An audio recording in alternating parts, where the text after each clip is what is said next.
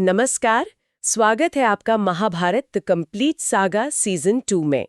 आज हम विराट पर्व के एक बहुत ही नाटकीय और महत्वपूर्ण उपपर्व कीचक वध पर्व पर गहराई से बात करेंगे। लेकिन हाँ, शुरू करने से पहले एक छोटा सा रिकैप तो बनता ही है। बिल्कुल। पिछले उपपर्व पांडव प्रवेश पर्व में हमने देखा था कि कैसे पांडवों ने मत्स्य राज्य में एंट्री ली थी और अपने 13वें वर्ष के अज्ञातवास की शुरुआत की। उनकी सबसे बड़ी चिंता क्या थी? अपने दिव्य अस्त्र शस्त्रों को छुपाने की। हाँ, वो सबसे बड़ा चैलेंज था। तो उन्होंने शहर के बाहर एक शमशान में एक बहुत बड़े शमी के पेड़ में उन्हें छुपा दिया, ताकि उनकी पहचान पूरी तरह सीक्रेट रहे। बिल्कुल। और इसके बाद शुरू हुआ समय पालन पर्व। हाँ, जहाँ पांडवों ने राजा विराट के दरबार में अपनी पहचान बदलकर अलग अलग नौकरियां ली। युधिष्ठिर बने कंक, राजा के साथ चौसर खेलने वाले एक ब्राह्मण सलाहकार। भीमसेन बने वल्लभ, शाही रसोई के मुखिया, जो अपने खाने और रेसलिंग स्किल्स के लिए फेमस हो गए। और अर्जुन ने बृहनला का रूप लिया, एक किन्नर जो राजकुमारी उत्तरा को डांस और म्यूजिक सिखाने लगी। नकुल बने ग्रंथिक, घोड़ों के अस्तुबल के अध्यक्ष, और सहदेव तंत्रीपाल के नाम से गौशाला की देखभाल करने लगे। और द्रौपदी, वो सैरंध्री नाम की एक कुशल दासी बनकर रानी सुदेशना की सेवा में लग गईं। और देखिए, ये 1 साल उनकी जिंदगी की सबसे कठिन परीक्षा थी। हाँ। शर्त बहुत सीधी थी। अगर इस 1 साल में उनकी रियल आइडेंटिटी सामने आ गई तो उन्हें फिर से 12 साल का वनवास और 1 साल का अज्ञातवास झेलना पड़ेगा। मतलब पिछले 12 सालों की सारी मेहनत, सारी तपस्या सब वेस्ट हो जाती है। इसीलिए हर कदम, हर शब्द बहुत सोच समझकर बोलना था। उन्होंने अपनी शक्तियों को, अपने गुस्से को, अपने दुख को, सब कुछ एक मुखौटे के पीछे छुपा लिया था। बिल्कुल। और इसी छिपे हुए, दबे हुए जीवन में एक ऐसा तूफान आया जिसने उनके पूरे मिशन को ही दांव पर लगा दिया। और यहीं से कीचक वध पर्व की कहानी शुरू होती है। हाँ, कीचक रानी सुदेशना का भाई और मत्स्य देश का सेनापति। वो सिर्फ एक वॉरियर नहीं था, बल्कि वो राज्य की सबसे बड़ी पावर था। यहाँ एक बहुत दिलचस्प बात है। कीचक टेक्निकली राजा नहीं था, लेकिन असल में वही राजा था। सही बात है। राजा विराट भी उससे डरते थे, क्योंकि राज्य की पूरी मिलिट्री पावर कीचक के कंट्रोल में थी। और उसे अपनी शक्ति का इतना ज्यादा घमंड था कि उसे लगता था कि वो कुछ भी कर सकता है और कोई उसे रोक नहीं सकता। और एक दिन इसी घमंड में चूर कीचक की नजर पड़ी रानी की नई दासी सैरंध्री पर, यानी द्रौपदी पर। हाँ। कीचक द्रौपदी की सुंदरता पर मोहित हो गया और उसे किसी भी कीमत पर पाना चाहता था। उसने द्रौपदी के सामने सीधे सीधे प्रणय याचना की, लेकिन द्रौपदी ने उसे बुरी तरह फटकार दिया। उन्होंने साफ साफ कहा कि वो एक विवाहित स्त्री है और उनके पति गंधर्व है, जो बहुत शक्तिशाली हैं और किसी का भी अपमान बर्दाश्त नहीं करते। द्रौपदी का ये जवाब बहुत क्लेवर था, है ना? बहुत ज्यादा। उस काल में गंधर्वों को दिव्य शक्तियों वाले, बेहद जेलस और पावरफुल उपदेवता माना जाता था। अच्छा। तो ये कहकर उन्होंने एक तरह की साइकोलॉजिकल शील्ड बना ली थी, जिससे कोई साधारण इंसान उलझने से डरेगा। उन्होंने कीचक को एक तरह से वार्निंग दी कि अगर उसने कोई भी सीमा लांघी तो उसके गंधर्व पति उसे जिंदा नहीं छोड़ेंगे। लेकिन अहंकार में अंधे कीचक ने इस चेतावनी को नजरअंदाज कर दिया। उससे लगा ये बस एक बहाना है। हाँ, और उसने अपनी बहन रानी सुदेशना पर दबाव डालना शुरू कर दिया कि वो सैरंध्री को किसी बहाने से उसके महल में भेजे। और रानी सुदेशना की स्थिति भी यहाँ देखने लायक है। वो अपने भाई के इरादे अच्छी तरह जानती थीं, लेकिन वो भी हेल्पलेस थीं। बिल्कुल। वो एक रानी थीं, पर अपने शक्तिशाली भाई के सामने कुछ नहीं कर पा रही थी। ये दिखाता कि पावर का स्ट्रक्चर कितना स्क्यूड था। तो उन्होंने द्रौपदी को कीचक के घर से मदिरा लाने का आदेश दिया। द्रौपदी ने जाने से मना किया, वो रोने लगी, लेकिन रानी के आदेश के आगे वो बेबस थीं। तो जब द्रौपदी कांपते हुए कीचक के महल पहुंची तो वही हुआ जिसका डर था। कीचक ने उनके साथ दुर्व्यवहार करने की कोशिश की। वो किसी तरह खुद को छुड़ाकर सीधी राजसभा की ओर भागी, जहां राजा विराट और कंक के रूप में युधिष्ठिर बैठे थे। कीचक भी उनके पीछे पीछे सभा में पहुंच गया और सबके सामने उसने द्रौपदी को बालों से पकड़कर जमीन पर गिरा दिया और लात मारी। ये तो द्यूत सभा की याद दिलाता है। बिल्कुल। महाभारत के सबसे शर्मनाक क्षणों में से एक था ये। लेकिन इस बार सिचुएशन और भी ज्यादा जटिल थी। कैसे? राजा विराट, जो न्याय के रक्षक थे, डर के मारे एक शब्द नहीं बोल सके, और युधिष्ठिर, वो कंक के भेष में थे। हाँ, उनकी आंखों में गुस्सा तो था, वो देख रहे थे कि भीम की मुट्ठियां भिंच रही हैं, लेकिन उन्होंने भीम को आंखों ही आंखों में शांत रहने का इशारा किया। ये युधिष्ठिर के लिए सबसे बड़ा धर्म संकट था। एक धर्म संकट है ना? बिल्कुल। अगर वो या भीम कुछ भी करते तो उनकी 12 साल की तपस्या एक पल में खत्म हो जाती। तो उन्होंने क्या किया? उन्होंने बस इतना कहा, सैरेंद्री, तुम यहां क्यों रो रही हो? अपने गंधर्व पतियों के पास जाओ, वे तुम्हारा न्याय करेंगे। यह राजसभा न्याय करने के लिए नहीं है। ये सुनने में तो बहुत कठोर लगता है, जैसे वो पल्ला झाड़ रहे हो। लगता तो है, लेकिन असल में ये एक बहुत गहरा कोडेड मैसेज था। अच्छा? वो द्रौपदी को आश्वासन दे रहे थे कि न्याय होगा, पर सही समय और सही जगह पर। वो कीचक को भी एक इनडायरेक्ट वार्निंग दे रहे थे, और सबसे जरूरी, वो भीम के उबलते गुस्से को काबू में करने की कोशिश कर रहे थे। एग्जैक्टली। ये दिखाता है कि धर्म का पालन कभी-कभी कितना कठोर और अमानवीय लग सकता है। उस रात अपमान और दुख से भरी द्रौपदी वल्लभ यानी भीमसेन के पास रसोई में गईं।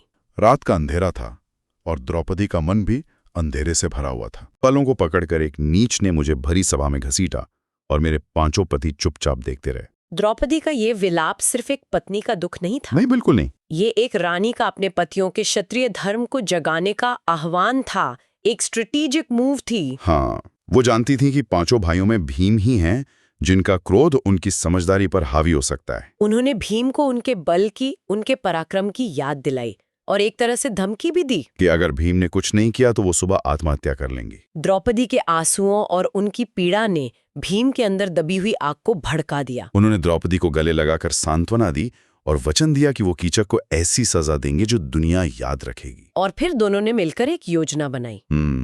लेकिन यहाँ एक सवाल उठता है, जो योजना उन्होंने बनाई क्या वो धर्म के अनुसार थी?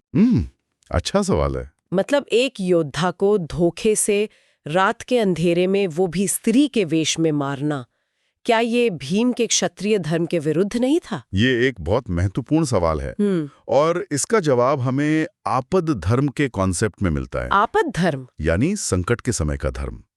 जब अधर्म और अधर्मी सारी सीमाएं लांघ चुके हों, जब न्याय का सीधा रास्ता बंद हो, तब धर्म की रक्षा के लिए उठाए गए कठोर और अनकन्वेंशनल कदम भी उचित माने जाते हैं। हाँ, कीचक ने खुलेआम राजसभा में एक स्त्री का अपमान किया था। उसके साथ सीधा युद्ध करने का मतलब था पांडवों की पहचान उजागर करना। तो यहाँ न्याय करने के लिए छल का सहारा लेना ही एकमात्र रास्ता था। बिल्कुल। योजना ये थी कि द्रौपदी कीचक के पास जाएंगी और कहेंगी कि वो उससे मिलने के लिए तैयार हैं। लेकिन एक शर्त पर।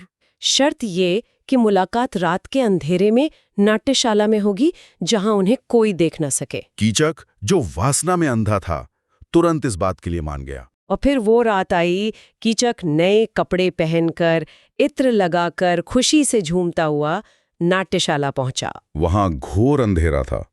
उसने एक परछाई को बिस्तर पर लेटे हुए देखा और उसे सैरंद्री समझकर बोला, प्रिय, मैं आ गया। लेकिन जैसे ही उसने उस परछाई को छुआ, उसे एहसास हुआ कि यह किसी स्त्री का कोमल शरीर नहीं, बल्कि वज्र जैसा कठोर शरीर है। वो भीमसेन थे, जो द्रौपदी के कपड़ों में वहां लेटे हुए थे। हाँ, भीम ने कीचक को पकड़ लिया और फिर उन दोनों के बीच एक भयंकर मल्लयुद्ध शुरू हुआ। कोई हथियार नहीं, सिर्फ शारीरिक बल। नाट्यशाला के खंभे और दीवारें तक हिलने लगी। अंत में भीम ने कीचक को इतनी बुरी तरह मारा कि उसकी सारी हड्डियां चूर-चूर हो गईं। उन्होंने उसके हाथ पैर उसके शरीर के अंदर घुसा दिए और उसे मांस के एक लुगदी जैसे ढेर में बदल दिया, मतलब जिसका कोई आकार ही नहीं बचा था। भीम का कीचक को इस तरह मारना सिर्फ उसे खत्म करना नहीं था, है ना? नहीं, ये एक स्टेटमेंट था। उसे इस तरह शेपलेस बना देना ये साबित करने के लिए था कि उसे किसी इंसान ने नहीं, बल्कि किसी दिव्य नॉन ह्यूमन शक्ति ने मारा है। गंधर्व वाली कहानी को और पुख्ता करने के लिए। एग्जैक्टली। ये प्योर साइकोलॉजिकल वॉरफेयर था। सुबह जब कीचक के वध की खबर फैली तो पूरे मत्स्य देश में हाहाकार मच गया। किसी को समझ नहीं आया कि इतने शक्तिशाली योद्धा को कौन मार सकता है। सबने यही माना कि सैरंद्री के गंधर्व पतियों ने ही ये किया है। लेकिन कहानी यहाँ खत्म नहीं हुई। नहीं, कीचक के 105 भाई थे जिन्हें उप कीचक कहा जाता था। और ये दिखाता है कि समस्या सिर्फ एक व्यक्ति नहीं था, पूरा सिस्टम ही करप्ट था। बिल्कुल। उन भाइयों ने अपने भाई की मौत का जिम्मेदार सैरंद्री को ठहराया और राजा विराट से आज्ञा लेकर ये फैसला किया कि उसे कीचक की चिता के साथ जिंदा जला दिया जाएगा। ये सरासर गुंडागर्दी थी जिसे राजा का भी मौन समर्थन था। वे लोग द्रौपदी को जबरदस्ती पकड़कर शमशान की ओर ले जाने लगे। द्रौपदी जोर जोर से अपने गंधर्व पतियों को पुकारने लगीं। उनकी पुकार सुनकर भीमसेन एक बार फिर हरकत में आए। वो एक गुप्त रास्ते से महल की दीवार फांदकर शमशान पहुंचे और उन्होंने एक विशाल पेड़ उखाड़ा और उसी से सभी 105 उपकीचकों को एक एक करके मार डाला। इस दूसरी घटना ने तो गंधर्वों की कहानी पर पक्की मोहर लगा दी। हाँ, अब पूरे राज्य में ये बात फैल गई कि सैरंध्री सच में किसी असाधारण शक्ति से प्रोटेक्टेड है। अब किसी की हिम्मत नहीं थी कि उसकी तरफ आंख उठाकर भी देखे। भीम ने द्रौपदी को मुक्त कराया और उन्हें सुरक्षित महल वापस भेज दिया। राजा विराट और रानी सुदेशना भी अब उनसे खौफ खाने लगे थे। द्रौपदी जब वापस महल पहुंची तो एक छोटा सा लेकिन बहुत दिलचस्प संवाद हुआ। हाँ, बृहन्नला के साथ। बृहन्नला के रूप में अर्जुन ने उन्हें छेड़ते हुए पूछा, सैरंध्री, तुम्हारे ये गंधर्वपति कौन है जो इतने शक्तिशाली हैं? उन्होंने तो कीचक और उसके सभी भाइयों का नाश कर दिया। द्रौपदी ने भी उसी अंदाज में जवाब दिया, आपको इससे क्या, मेरे पति मेरा ख्याल रखना जानते हैं। ये छोटा सा क्षण इतना महत्वपूर्ण है ना? बहुत ज्यादा। ये उनकी असाधारण मानसिक शक्ति को दिखाता है। वे इतने बड़े ट्रॉमा से गुजरने के बाद भी उनके बीच का वो हल्का फुल्का विनोद, वो अंडरस्टैंडिंग, वो जिंदा थी। वो सिर्फ बदला लेने वाले योद्धा नहीं थे, वे इंसान थे। हाँ, जो सबसे गहरे दुख में भी एक दूसरे को संभालने का रास्ता खोज लेते थे। बिल्कुल। इस उपपर्व का अंत राजा विराट के भय और रानी सुदेशना के अनुरोध के साथ होता है। हाँ, वो द्रौपदी से कहते हैं कि वो अब कहीं और चली जाएं क्योंकि उनकी वजह से राज्य पर संकट आ सकता है। लेकिन द्रौपदी उन्हें कुछ और दिन रुकने के लिए मना लेती हैं क्योंकि अज्ञातवास पूरा होने में अब बस कुछ ही दिन बाकी थे। तो आज हमने देखा कि कैसे द्रौपदी के अपमान ने भीमसेन के क्रोध को जगाया और कीचक जैसे शक्तिशाली खलनायक का अंत हुआ। यह पर्व सिर्फ एक रिवेंज स्टोरी नहीं है। नहीं, ये धर्म, धैर्य और सही समय आने पर प्रतिशोध की एक असाधारण कहानी है। और यहाँ एक अंतिम विचार ये है कि पांडवों ने इतना बड़ा अपमान सहकर भी अपने वचन को नहीं तोड़ा। हाँ, ये बहुत बड़ी बात है। उन्होंने अपनी पहचान गुप्त रखी क्योंकि धर्म का पालन उनके लिए सबसे ऊपर था। लेकिन जब उसी धर्म की एक सबसे बड़ी मर्यादा यानी स्त्री का सम्मान उस पर हमला हुआ तो उसकी रक्षा के लिए बल का प्रयोग करना भी उतना ही जरूरी हो गया। कीचक का वध सिर्फ एक बदला नहीं था, बल्कि यह अधर्म पर धर्म की विजय का एक प्रतीक था, जिसने ये साबित किया कि पांडवों की शक्ति को छुपाया तो जा सकता है लेकिन मिटाया नहीं जा सकता। बिल्कुल सही। अगली बार जब हम मिलेंगे तो हम विराट पर्व के एक और महत्वपूर्ण उपपर्व गोहरण पर्व पर गहराई से चर्चा करेंगे। हाँ, वो भी बहुत दिलचस्प है। हम जानेंगे कि कैसे कौरवों द्वारा राजा विराट की गायों को चुराने का प्रयास पांडवों की असली पहचान को उजागर करने का कारण बनता है और कैसे अर्जुन अकेले ही भीष्म, द्रोण, कर्ण और दुर्योधन समेत पूरी कौरव सेना को पराजित करते हैं। वो युद्ध तो देखने लायक है। हम आपसे फिर मिलेंगे जल्द ही महाभारत द कंप्लीट सागा में।